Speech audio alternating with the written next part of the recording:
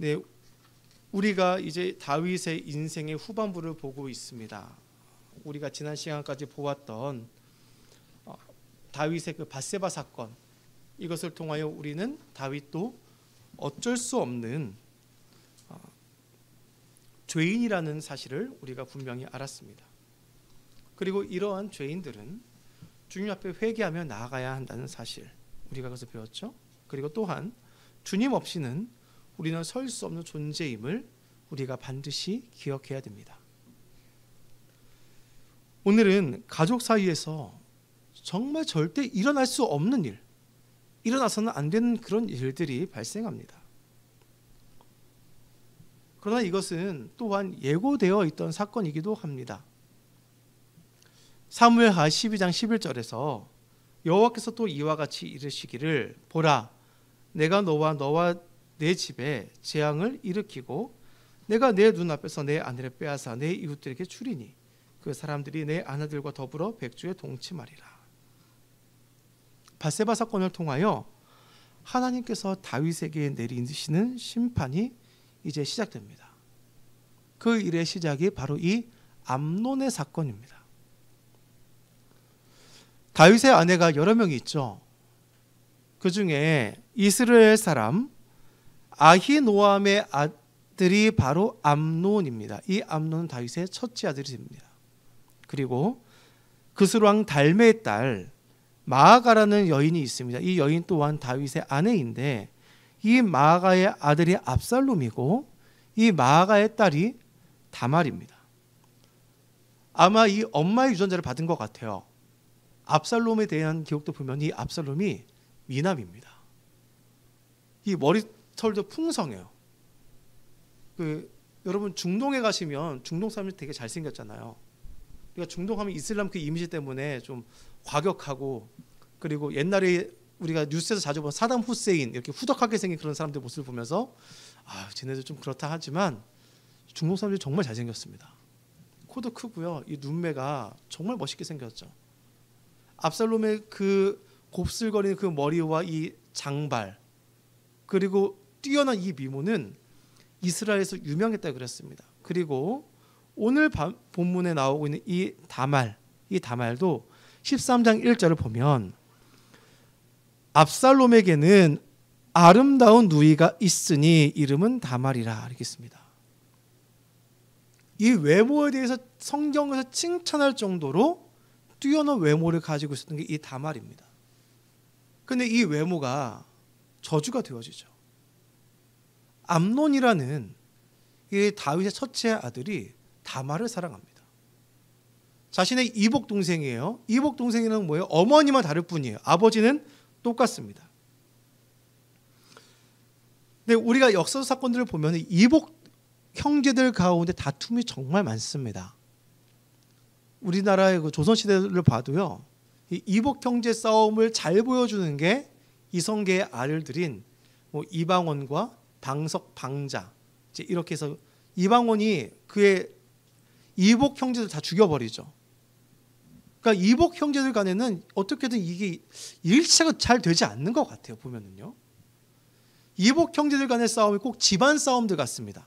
집 안의 싸움이 아니라 이 가문들과의 전쟁과 같아요, 마치. 그리고 오늘 우리가 보고 있는 이 사건도 그러한 가문과의 전쟁과 같이 갈라지게 되어집니다. 암논이 다말을 사랑해서 그를 얻고자 하는 이 마음이 정말 강하게 되어집니다. 그래서 이 암논이 다말을 사랑하는 그 마음에 이제 상사병 비슷하게 알고 있는 것 같아요. 그런데 여러분, 이 사랑은 어떤 사랑이죠? 이루어질 수 없는 사랑, 허락받을 수 없는 사랑입니다. 이게 재밌는 얘기 같지만 여러분, 재밌는 이야기가 아니에요. 왜냐하면 레위기에서도 이야기하는 것은 무엇이냐, 너는 내 자매 곧 내 아버지의 딸이나 내 어머니의 딸이나 집에서 다른 곳에서 출생하였음을 막론하고 그들의 하치를 범하지 말지니라, 이렇게 이야기하고 있습니다. 우리가 창세기에서 보면은 아브라함이 자신의 누이인 사레와 결혼했던 사건들을 보게 되어집니다. 그 당시는 어쩔 수 없었어요. 왜냐하면은 인류가 아담과 하와, 그리고 그 이후에 노아를 통하여서 이 가족이 퍼지기 때문에 어쩔 수 없이 이 가족들 가운데서 결혼이 일어날 수밖에 없었습니다. 근데 이 창세기가 지나고 인류가 퍼지게 되어지고 레위기에서 말하는 그 이후로는 절대 근친 간의 결혼이 허락되어지지 않습니다. 그건 율법적으로도 그래요. 그리고 우리가 흔히 하는 이제 생물학적으로도 그렇다고 하죠.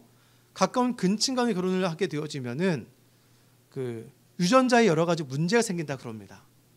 이건 과학적인 사실이라 그러는데 어쨌건 간에 하나님 말씀에서 근친 간의 결혼을 금하고 있습니다. 근데 이 암논은 지금 누구를 사랑합니까? 배달은 자신의 형제인 다말을 사랑하고 있습니다.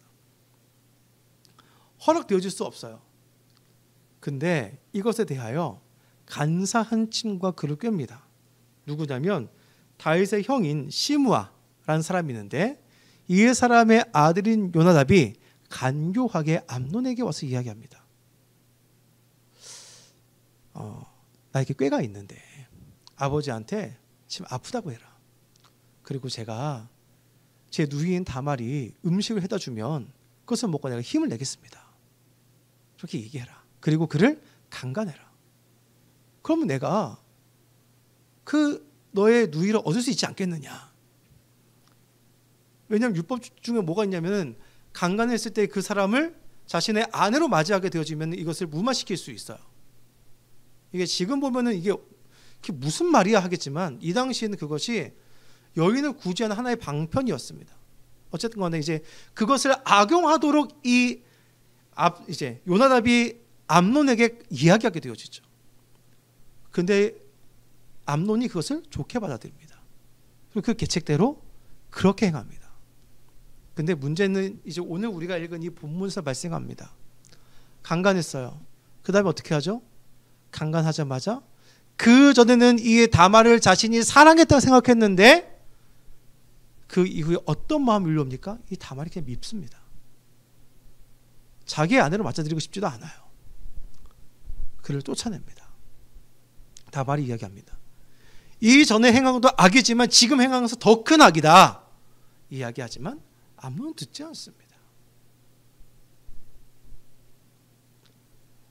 이 사건은 우리가 읽은 이 본문 그 이후 23절에서 어떤 사건이 이어지게 되어지냐. 압살롬이 이것을 가지고 앙심을 품고 있다가 2년 후에 자신의 형제들을 다 불러 모읍니다. 불러 모아서 잔치를 베푸는데 그 자리에서 자기의 형인 암논을 죽이게 되어집니다.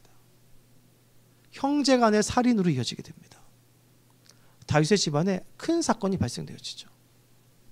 그리고 이 사건은 또한 다음 시간에 볼 압살롬의 반역까지 이어지게 됩니다. 여러분, 만약에 여러분이 다윗이라고 생각해 보십시오. 이것을 어떻게 받아들이시겠습니까? 암논을 죽인다. 혹은 암논을 그냥 추방시킨다. 감옥에 가둔다. 여러분 어떻게 하시겠습니까? 어쩌면 이슬람에서는 명예살인이라고 해가지고 자기 아들이지만 자기 아들이 강간당한 이 다말을 명예살인이라는 명목 안에 죽일 수도 있을지도 모릅니다. 사람마다 이러한 일에 대한 대처가 각자가 가지고 있는 생각대로 행할 것입니다. 오늘 21절 말씀을 보니까 다윗은 어떻게 했나요? 21절 이 모든 일을 듣고 심히 노하니라. 심히 노하니라. 다윗이 어떻게 됐어요? 화가 났어요. 화가 났어요. 그런데 우리는 여기서 의아함을 발견합니다. 다윗은 이 일을 듣고 화가 났다. 그런데 무엇에 화가 났습니까? 지금 누구에게 화가 났습니까? 성경에서 그것에 대해서 아무런 이야기를 하지 않아요.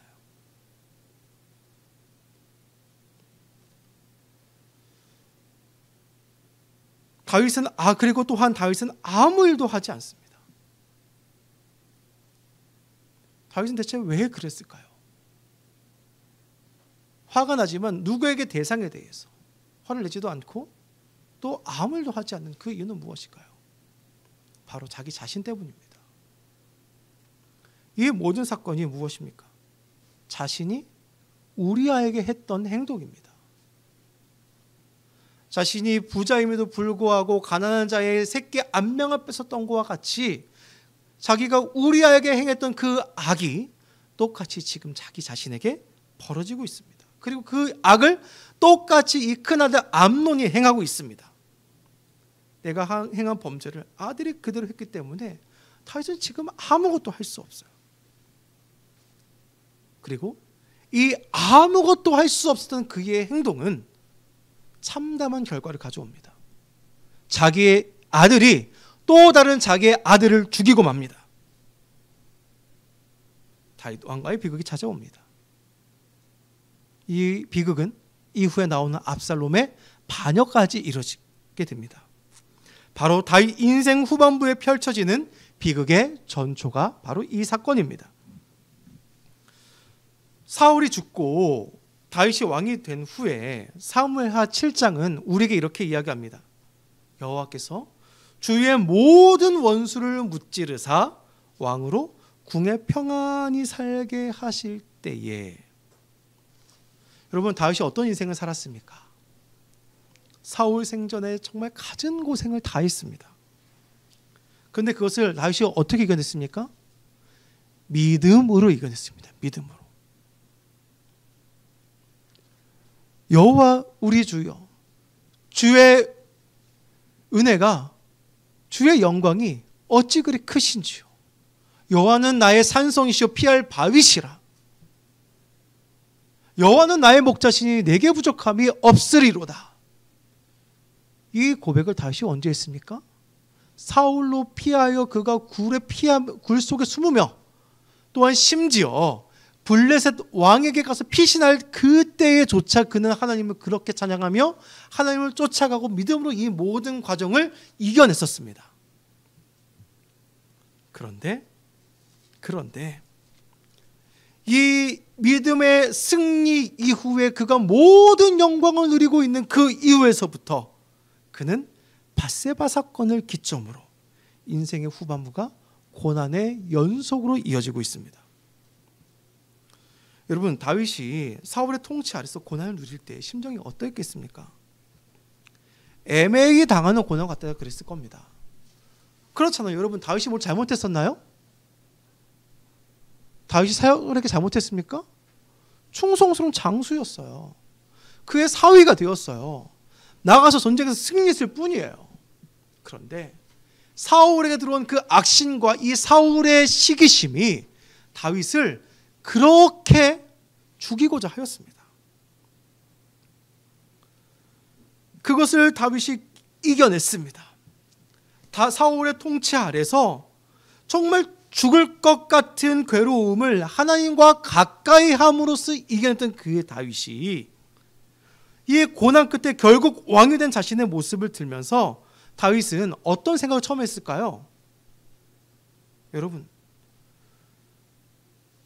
삶의 현장에서 치열하게 벌어지는 신앙의 문제들, 여러분 현실의 문제들을 이겨내면 여러분 어떤 생각이 들겠습니까?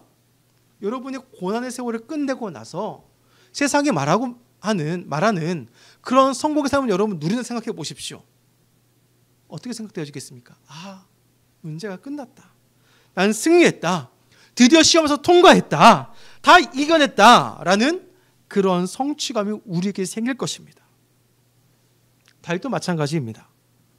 사울이 죽을 때까지 그를 피하여 도망하고 결국 왕이 되고 법궤가 자신의 성으로 들어올 때, 그리고 모든 적에서 이겼을 때에 이 모든 것이 고난 가운데 내가 신앙으로 승리해서 그래서 이것을 이겨낸 자신의 복이라 그가 여겼을지도 모릅니다.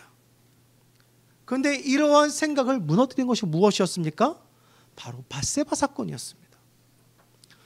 밧세바 사건에 이어 벌어진 이 암논의 사건, 이것은 우리 인간의 무력함을 처절하게 보여줍니다. 우리는 인생에서 어떤 일을 만날지 모릅니다. 사람은 쉽게 자고지기 쉽습니다. 그러나 인생의 무게는 결코 우리를 자고하게 만들지 못하게 만듭니다. 톨스토이의 안나 까레리라는 소설이 있습니다. 그 소설은 이렇게 시작합니다. 모든 행복한 가정은 서로가 엇비슷하지만 불행한 가정은 제각기 나름대로의 불행을 안고 있다. 여러분, 의미 있는 말이죠. 행복한 가정은 서로가 엇비슷하지만 불행한 가정은 제각기 나름대로의 불행을 안고 있다. 이것을 번역한 사람이 이제 글을 남겼는데 어떤 글을 남겼냐면은 이것이 헬라 철학의 이데아 사상과 결합되면서 행복한 가족은 무엇이냐? 이 톨스토이는 2세, 9세 때 자기의 어머니와 아버지를 여의었다 했습니다. 그래가지고 자기가 꿈꾸는 가정이라는 것에 대한 이상이 있었대요. 그런데 그러한 이상이 현실에서 이루어지나요?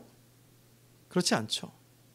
제각각 불행한 이유는 이상으로부터 우리를 끊임없이 끌어내리는 삶의 힘을 의미한다. 그 사람이 이렇게 이야기합니다. 우리를 끌어내리는 삶의 힘. 우리는 인생에서 이런 것들을 경험합니다. 남들이 보기에 행복해 보이고 성공해 보이는 인생, 그런 행복한 가정을 우리가 꾸렸다 하지만 그 이면에는 누구에게도 말할 수 없는 괴로움들이 있습니다. 우리가 밧세바 사건을 통해서 보았던 것이 무엇이었습니까? 선줄로 생각했으나 넘어진 자였고 우리는 상한 심령으로 하나님 앞에 설 수밖에 없는 존재들이라는 것을 우리가 지난 시간에 보았습니다. 이 암논의 사건을 통해서 우리가 알아야 할 것은 무엇이냐면 우리는 이 다윗과 같이 무력한 존재들이라는 거예요. 우리의 자녀들의 문제를 우리가 해결할 수 없고 우리의 삶에서 누린 문제를 해결할 수 없고 왕이라는 권력을 가져도 해결할 수 없는 문제들이 우리 삶에서 존재한다는 겁니다. 하나님 앞에서 우리는 철저히 무력한 존재라는 사실을 우리가 실감해야 한다는 겁니다. 누가복음 18장에서 이렇게 이야기합니다. 바리새인은 서서 따로 기도하여 이르되 하나님이여 나는 다른 사람들 곧 토색, 불의, 간음을 하는 자들과 같이 아니하고 이 세리와도 같이 아니함을 감사하나이다. 나는 일회에 2번씩 금식하고 또 소득의 11조를 드리나이다 하고 세리는 멀리 서서 갑의 눈을 들어 하늘을 쳐다보지도 못하고 다만 가슴을 치며 이르되 하나님이여 불쌍히 여기소서 나는 죄인으로소이다 하였느니라. 내가 너희에게 이르노니 이에 저 바리새인이 아니고 이 사람이 의롭다 하심을 받고 집으로 내려갔느니라. 무릇 자기를 높이는 자는 낮아지고 자기를 낮추는 자는 높아지리라 하시니라. 바리새인은 무엇을 강조하고 있습니까? 자기의 의를 강조하고 있습니다. 바리새인들은 이 의가 어떤 의냐면 나는 선택받은 유대인이다. 선택받은 유대인이어서 내가 이렇게 살아갈 수 있다. 내가 하나님께 11조도 드릴 수 있고 이 율법도 지키고 나는 다른 사람들과는 다르다.